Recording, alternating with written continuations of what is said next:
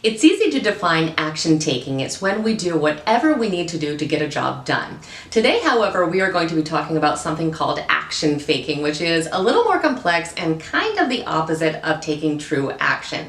So this is when we make kind of uncommitted or superficial actions or make endless preparations to make us feel like or look like we are making progress when that actually isn't the case. So if this sounds familiar, stick around.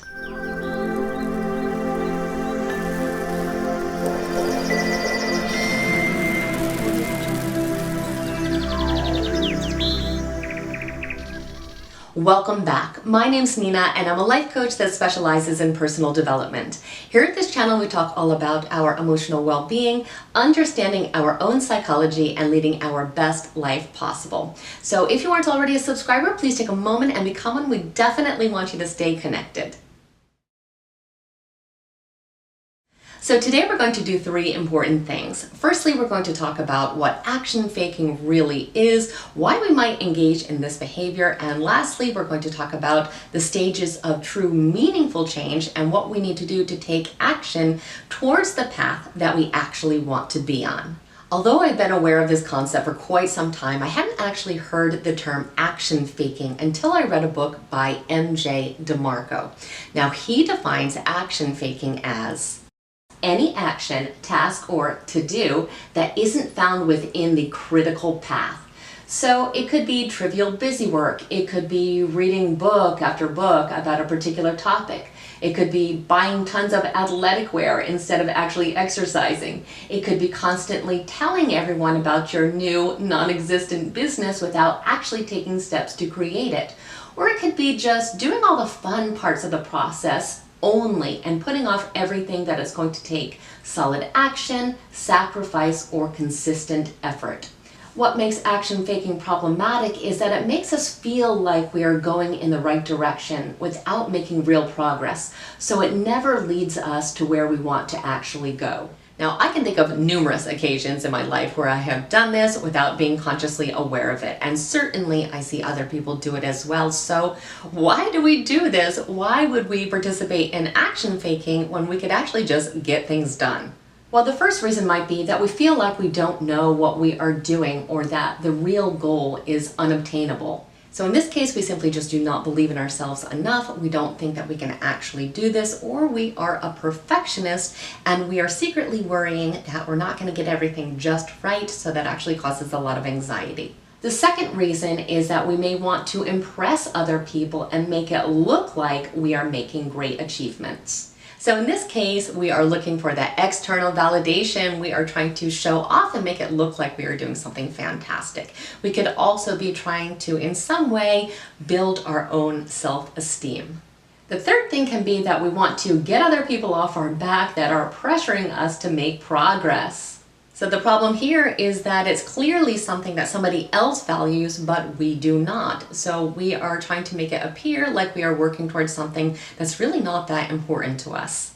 Now, the fourth thing really goes hand in hand with that, and that is when we ourselves did make that goal, but it turns out it's really not as meaningful or important to us, and therefore we really don't feel like taking any action. This happens a lot, especially around New Year's resolution time, where we just kind of think of all these things that we wish could be true if we had a magic wand, but they are never really worth the amount of effort they will take for us. Now, the fifth thing is when we don't want to put in the effort because it seems too hard. Now, this can be difficult to admit because in a way we are kind of saying that we are lazy, but that's not always really the case. A lot of times we are just overwhelmed. Many times when we think about goals that we know are going to be challenging and require a lot of effort, a lot of action faking tends to take place after that point. And the sixth thing that could be happening is that we are afraid of change and we want to actually slow down the process.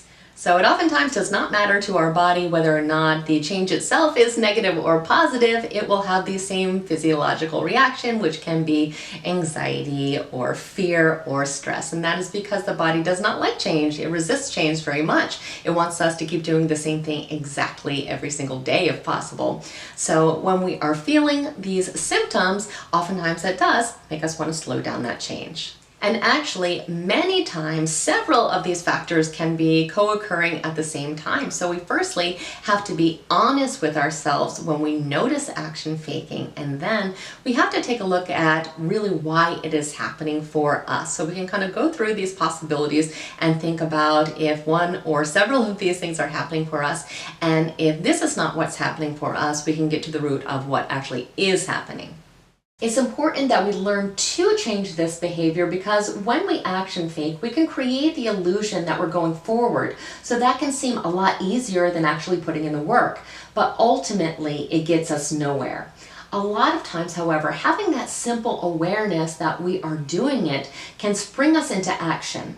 So let's go ahead then and talk about how we can make real and meaningful changes in our life, and really the stages of change. And it really comes down to 3 steps.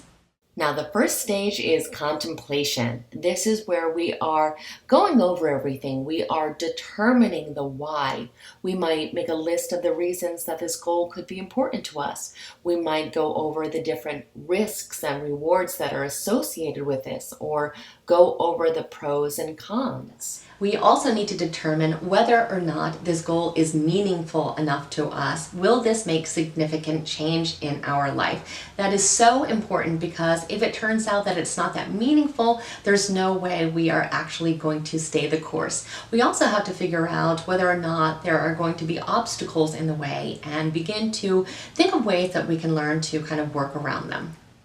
Now, the second stage is preparation and determination. This is where we officially make that decision. We're going to get ready and committed to action and start making solid plans and essential preparations. Now, it's important that we don't get this stage confused with action faking, because in this stage we do have a lot of planning, we have a lot of preparation, we have a lot of seemingly busy work type of tasks that are involved. But we have to keep in mind that we are only going to do things that are essential to us actually reaching that goal. So yes, they may be kind of those little tedious things and the things that seem to be time wasting sometimes, but we're only going to do the things that are actually pushing us forward. And the final stage is, of course, action. So we've already made that commitment. Now we are going to take the actionable steps. We're going to put in the work, and we're going to do whatever we need to do to get the job done. Now, I'm not going to pretend that this part is always easy. This part can be frightening, it can be intimidating, but it is always worthwhile. And also, it's okay if it seems to move slowly. Any progress is progress. It can be slow, but as long as we are continuously moving forward, it is better than not taking action, and certainly better than action faking, which actually just wastes a lot of time.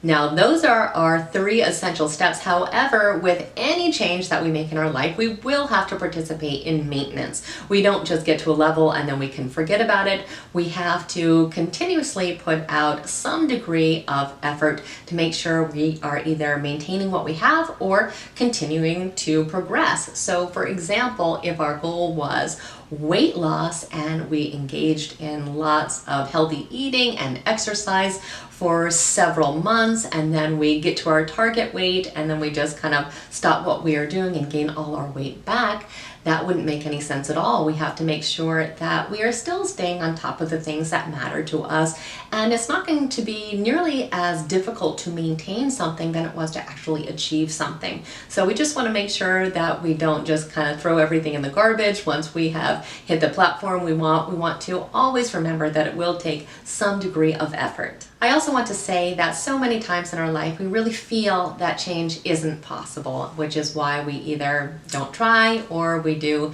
some of this action faking. But always, always, we do have the ability to change pretty much any facet of our life that we want to. So never think that it is too late. Never feel that you are too old or too far in your life. None of that matters whatsoever. You can always make meaningful and significant change whenever you choose to do so. So I truly hope this video was helpful to you today. If it was, please like it, share it with someone else who may need to hear the same message today, and also please go ahead and become a subscriber if you aren't one already. We definitely want you to stay connected, and I thank you so much for spending time with me today. Have an absolutely amazing day.